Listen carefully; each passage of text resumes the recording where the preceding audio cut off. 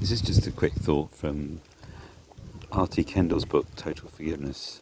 And issue of forgiveness is such a big one, and one that requires so much exploring, doesn't it?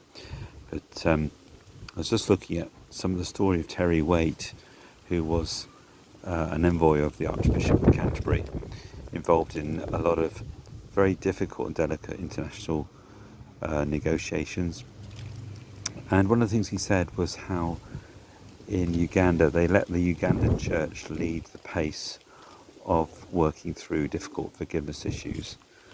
And just want to read this from R.T. Kendall's book on total forgiveness. He says, "In what way have you been hurt by people? Perhaps you've been discredited or dishonoured. You have been disappointed that they could be so ungrateful. You've been lied about, been taken advantage of. People haven't been very appreciative, then they've been disloyal, and so on." All these different areas that we can experience it, and the complexity of how others might behave can affect us very deeply. Maybe I've done that to you or other people. Maybe you've done that to me or other people. And I just pray today that we would have the grace to forgive, but also to allow each other the opportunity to work through these things at a pace that people can manage.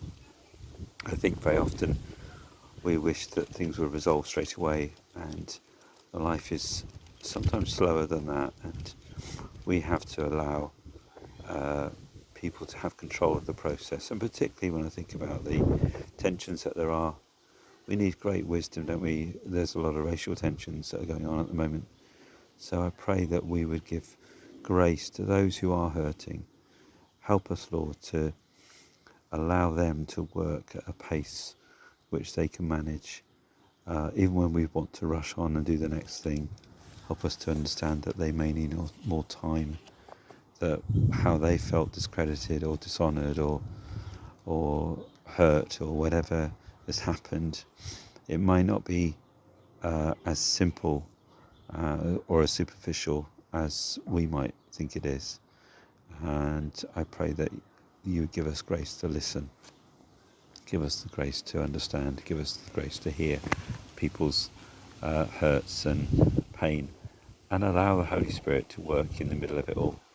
And we invite you, Holy Spirit, to come and help us through these very difficult challenges.